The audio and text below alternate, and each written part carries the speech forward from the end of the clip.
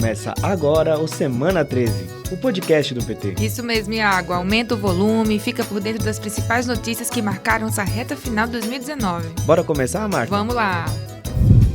Caros ouvintes, se o programa passado já teve fortes emoções, aguenta o coração para a segunda parte da nossa retrospectiva. Começamos o ano reverberando o início catastrófico da gestão de Jair Bolsonaro e os desdobramentos da implacável perseguição política contra o ex-presidente Lula. E antes de mais nada, começamos essa segunda parte da nossa retrospectiva com um dos fatos mais marcantes desse ano, a liberdade do nosso presidente Lula, livre após 580 dias de injusta prisão política. Pois é, Marta. Se há 1 ano e 7 meses o povo se indignou com a prisão política de Lula, na sexta, 8 de novembro de 2019, o que a gente queria mesmo era abraçar o melhor presidente da história do Brasil. Novamente nos braços do povo, o ex-presidente fez um discurso histórico em frente aos sindicatos metalúrgicos do ABC, palco de tantos momentos importantes da luta do PT e de Lula, em defesa de um Brasil mais justo. Na ocasião, Lula revela gratidão a todos e todas que lutaram pela sua liberdade.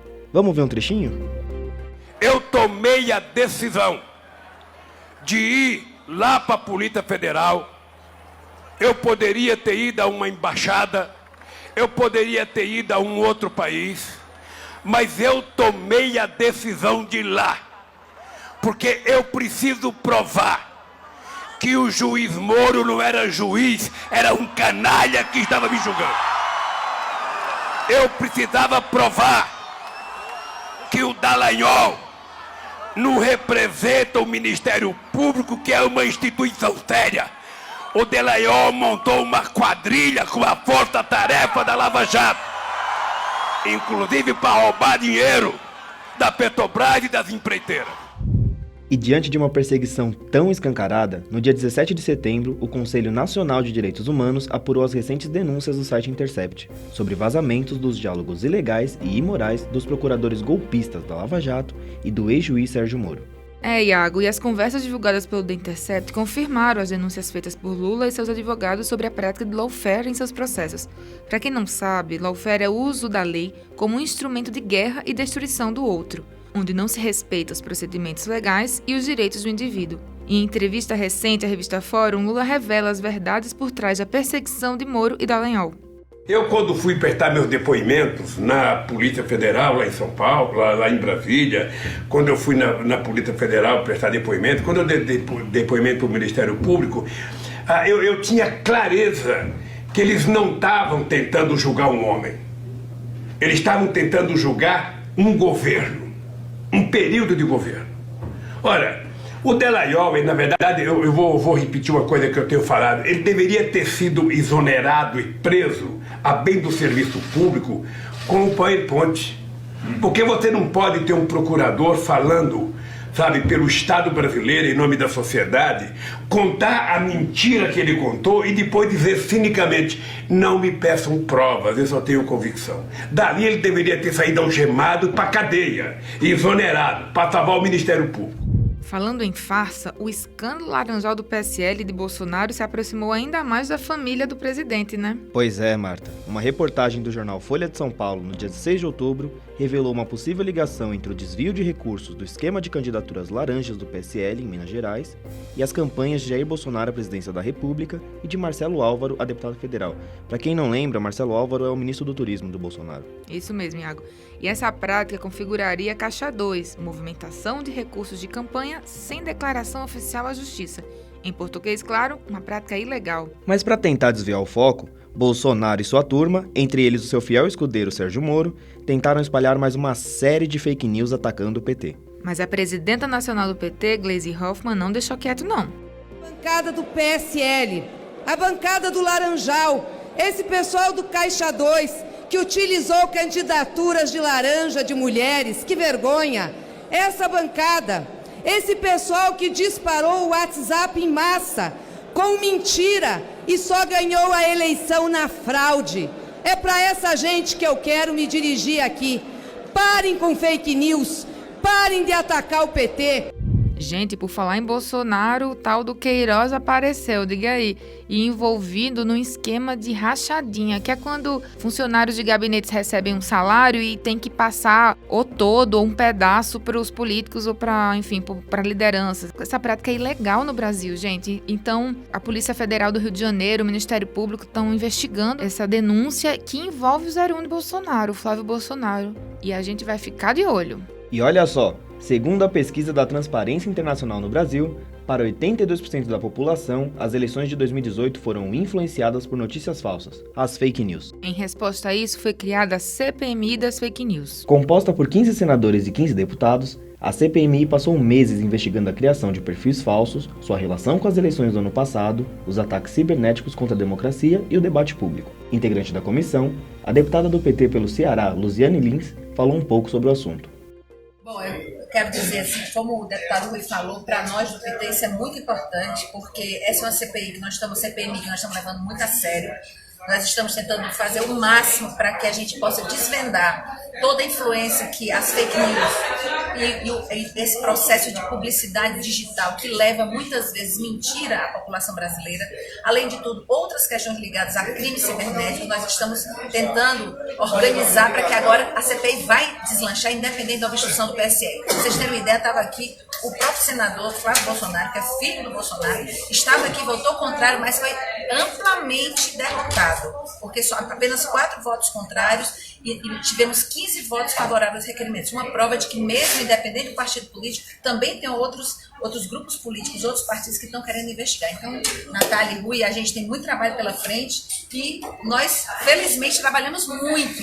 Tanto é que a maioria dos requerimentos são da bancada do PT. Então, fiquem ligados em todo o desdobramento dessa CPMI. Tem muitas emoções aí pela frente.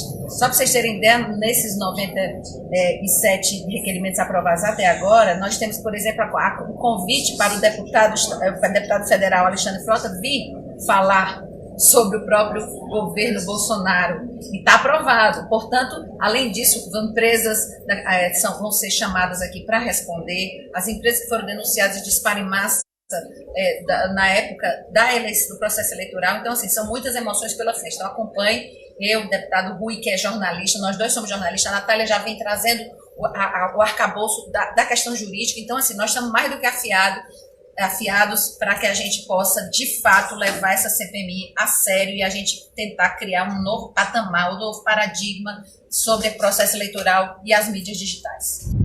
E olha, essa CPMI tá pegando fogo lá em Brasília, viu? E já conquistou alguns avanços. Em depoimento na audiência, no começo de dezembro, a deputada federal Joyce Hasselmann, antes aliada importante do núcleo de apoio ao presidente Bolsonaro, contou tudo sobre os bastidores da organização criminosa nas redes sociais em favor do bolsonarismo. Segundo a deputada, mais uma que se arrependeu de apoiar Bolsonaro, cerca de R$490 mil tirados do povo são usados para bancar, pelo menos, 1,87 milhão de robôs que espalham fake news nas redes sociais. Essa verba seria destinada ao tal Gabinete do Ódio, criado para cuidar da comunicação do presidente. Gente, isso é um absurdo. E a deputada do PT do Rio Grande do Norte, Natália Bonavides, fez um alerta sobre o discurso mentiroso de Bolsonaro. Nesses tempos de pós-verdade, que é a mentira como política, e que tem sua bancada aqui na Câmara de Deputados e que tem sua representação lá no Palácio do Planalto e que nega a realidade para defender sua ideologia fascista e para defender coisas que não existem, né? Tipo a terra plana ou o racismo reverso. E que a gente não tenha dúvidas que a censura voltou, né? Que a censura voltou e isso vai requerer de nós toda a força e todo o repúdio para não deixar que ela se instale ainda mais. Seja lá no começo do ano, quando censuraram a propaganda do Banco do Brasil, porque apareciam pessoas negras e LGBT, porque apareciam, dando a mensagem de que essas pessoas, segundo esse grupo político, não deveriam nem aparecer, nem existir. Seja quando o ministro da Educação disse que ia cortar verbas das universidades, quais? Das que não agradavam. Seja quando Bolsonaro disse que os dados científicos que o diretor do INPE divulgou deveriam ter passado por sua liberação. E, abre aspas, né, palavras do presidente, nós não admitiremos que a Ancine faça peças ditas culturais que vão contra os interesses da nossa tradição judaico-cristã. Falando aí não só de censura, mas de intolerância religiosa. Mas a mentira tem perna curta, viu? A pesquisa Ibope de setembro desse ano revela um novo atributo ao Bolsonaro. Para 55% da população, ele não é confiável. Bolsonaro não chegou nem um ano de gestão e já é rejeitado por mais da metade do povo brasileiro. Que feio, hein? Falando em fake news, o desgoverno antipovo deu bastante vexame internacional esse ano. O discurso agressivo e mentiroso de Bolsonaro na Assembleia Geral da ONU foi um dia para se esquecer na política brasileira. Ofensivo, racista, paranoico. Essa foi a definição da imprensa internacional sobre Bolsonaro. E eles não estão errados não, né, gente? Bolsonaro mostrou ao mundo o que realmente é. Com certeza, Marta. A única coisa de verdadeira no discurso foi a sua vontade de tornar o país cada vez mais submisso aos interesses dos Estados Unidos, sacrificando a nossa soberania. Por suas atitudes infames e comentários machistas, a barbárie de Bolsonaro virou manchete e piada na imprensa francesa, ganhando o Prêmio Nobel de Estupidez. Diferente de Bolsonaro, Dilma foi a estrela da vez de vários encontros internacionais. Convidada de honra, o discurso da presidenta era um dos mais esperados na Festa da Humanidade em Paris, este ano. Porque hoje o Lula representa a luta pela democracia no Brasil. E ele representa a luta pela democracia e, ao mesmo tempo, representa que um outro Brasil é possível, que um outro governo é possível, que um governo que, de fato, volte para a questão da retomada do crescimento econômico, da justiça social, da proteção do meio ambiente e de uma política que leve em consideração os movimentos sociais, o movimento das mulheres, dos negros, dos índios no Brasil. Ele representa essas duas questões, a questão democrática, a questão social. E voltando para a nossa retrospectiva, assim como o começo do ano, o segundo semestre de 2019 também foi marcado por grandes mobilizações populares por todo o mundo. Uma onda de protestos chegou às capitais do Chile, Equador e Argentina. Depois de apenas um mandato do amigo de Bolsonaro, Macri, os argentinos voltaram à extrema pobreza, mesmo caminho que o atual desgoverno vem promovendo com a política neoliberal cruel e violenta. É, Marta, e quem paga a conta é o povo. Depois de mexer no bolso da população trabalhadora, os governos de direita na Argentina e no Chile deixaram a economia desses países em situação crítica. Mas a força popular tomou as ruas contra os retrocessos do neoliberalismo. Fernando Haddad já tinha alertado a gente sobre o que esse atual desgoverno prometia para o povo. Ele não tem projeto para o país, a não ser armar as pessoas para que elas se matem. Só isso que ele sabe fazer. Olha o que os correligionários dele fazem. Sabe o que é o Bolsonaro? Vou dizer para vocês o que é o Bolsonaro. Ele é o casamento do neoliberalismo desalmado, representado pelo Paulo Guedes, um neoliberalismo desalmado que corta direitos trabalhistas e sociais, com um fundamentalismo charlatão do Edir Macedo. Isso que é o Bolsonaro. Sabe o que está por trás dessa aliança? Em latim, chama aura sacra fames, fome de dinheiro. Só pensam em dinheiro. É isso.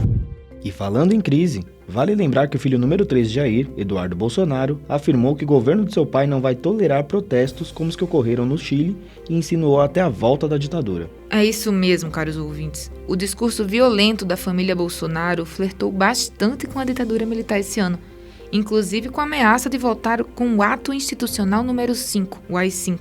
Só em relembrar esse ato tão cruel da ditadura militar é um absurdo. E o senador Rogério Carvalho, do PT de Sergipe, repudiou as manifestações do clã bolsonarista e pediu reação imediata das instituições democráticas brasileiras. É uma ciranda do AI-5. É o AI-5 do Eduardo Bolsonaro, é o AI-5 do general Heleno, é o AI-5 do Guedes, e eu não vejo essa casa se movimentar. AI-5 significa fechar o Congresso, fechar o Supremo Tribunal Federal, é acabar com a democracia. O AI-5 para evitar que as pessoas se manifestem. Em 2012, 2013, esse país foi para as ruas. E ninguém ameaçou com o AI-5. A gente absorveu, porque a gente acredita na democracia. O nosso partido, que é de esquerda, acredita na pluralidade partidária desde o seu nascimento. E acredita na participação de todos. Criamos mais conselhos do que todos os outros partidos na história. Participação popular. Agora a gente precisa rever, dar qualidade ao debate democrático.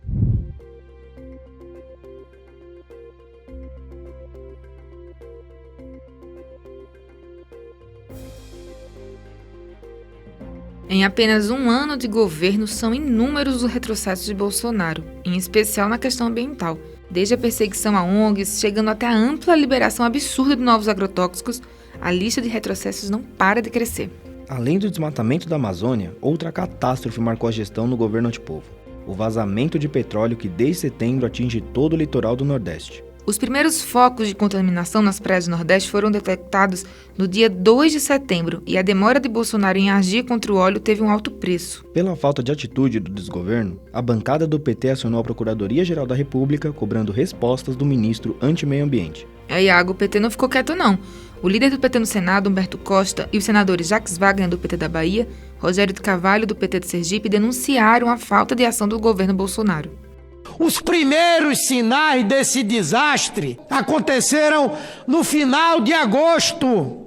E somente ontem, esse governo incompetente e irresponsável, que odeia o Nordeste, tomou as primeiras e inúteis medidas até agora.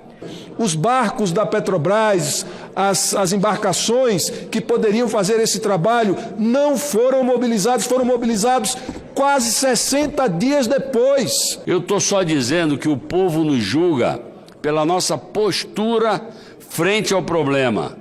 E me perdoe, comungando de suas palavras, a postura me parece de uma inércia absoluta.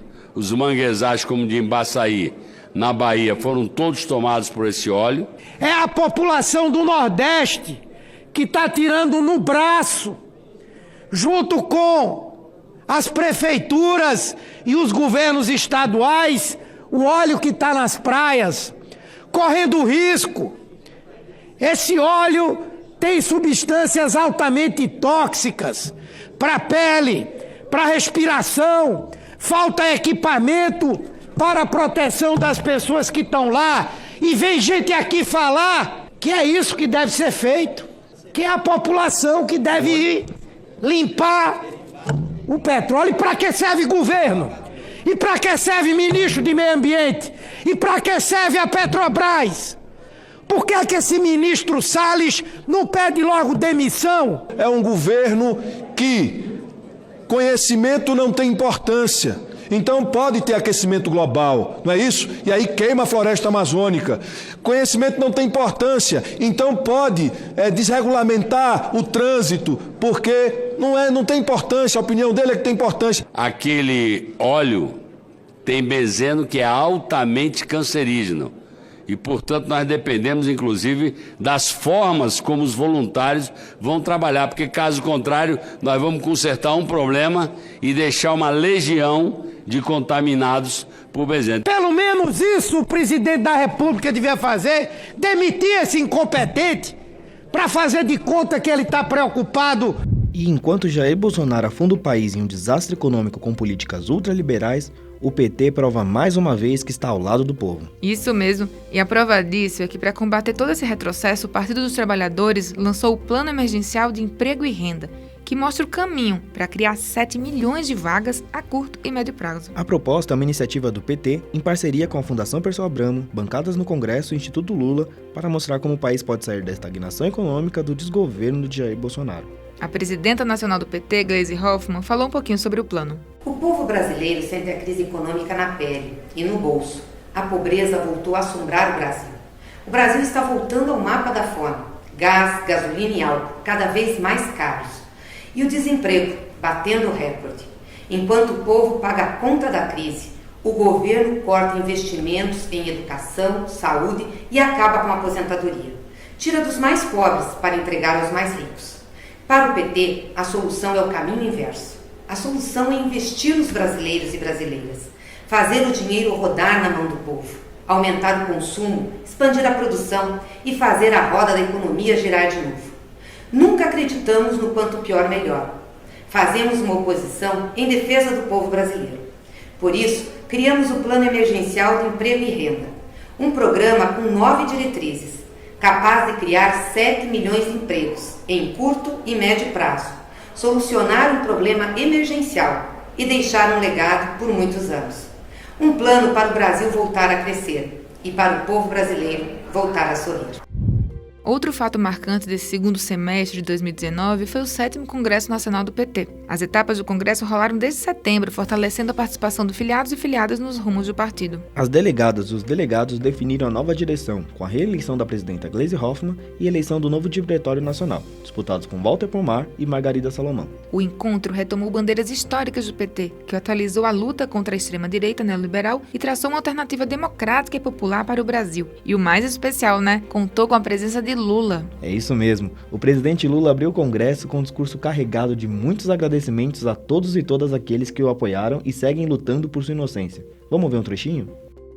Portanto, vocês sabem que esse processo que me fez ficar livre aqui da segunda instância não é o meu processo. O meu processo é o que nós estamos lá com habeas corpus contestando que o Moro não tem autoridade moral e ética para julgar o processo meu. E eu ainda continuo desafiando todos eles a mostrarem um ato ilícito meu em toda a minha vida política desse país.